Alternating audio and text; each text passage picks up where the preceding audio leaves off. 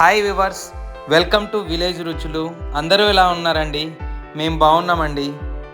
మరి యొక్క రుచికరమైన రెసిపీతో మీ ముందుకు వచ్చామండి.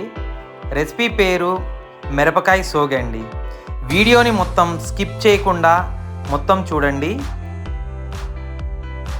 కావాల్సిన పదార్థాలు మిరపకాయలు, ఉల్లిపాయలు మీడియం సైజ్వి ఇలా సన్నగా తరుక్కోవాలి. 250 గ్రాముల పుట్నాల పొడి అండి, తగినంత ఉప్పు, అరచిప్ప పచ్చి కొబ్బరి అండి. పచ్చి కొబ్బరి అండ్ 2 టేబుల్ స్పూన్ల కల్లుప్పు వేసుకొని ఇలా రోట్లో మెత్తగా దంచుకోవాలండి. ఇలా మెత్తగా దంచుకున్న తర్వాత ముందుగా తీసి ఉంచుకున్న పప్పుల పొడిని వేసి కలిపి మెత్తగా దంచుకోవాలి. దంచుకున్న తర్వాత ముందుగా తరిగి ఉంచుకున్న ఉల్లిపాయల్ని వేసి కలుపుకొని బరకగా దంచుకోవాలి.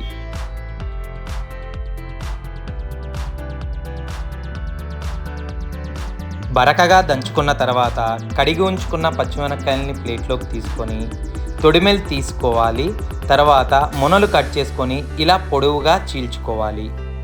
నిలువుగా చీల్చిన మిరపకాయల్లోకి దంచుకున్న ఈ మిశ్రమాన్ని ఇలా నింపుకోవాలి.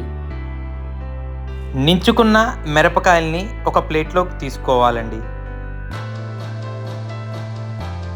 తరువాత ఒక బౌల్ తీసుకొని 5 టేబుల్ స్పూన్ల ఆయిల్ వేసుకొని సిమ్లో ఉంచి ఇలా ముందుగా ప్లేట్లో తీసుకొని ఉంచుకున్న మిరపకాయల్ని ఇలా బేర్చుకోవాలి. మూత మూసి 5 నిమిషాల తర్వాత ఇలా పైవి కిందికి, కిందివి పైకి ఇలా మార్చుకోవాలి. ఇలా గోల్డిష్ కలర్లో వచ్చిన తర్వాత మిగిలిన మిశ్రమాన్ని మొత్తం వేసుకోవాలి.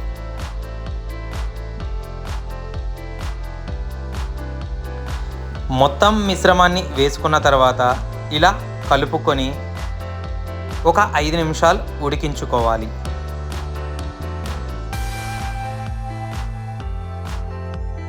మధ్యలో ఇలా 1-2 సార్లు ఇలా కలుపుకుంటూ ఉడికించుకోవాలండి.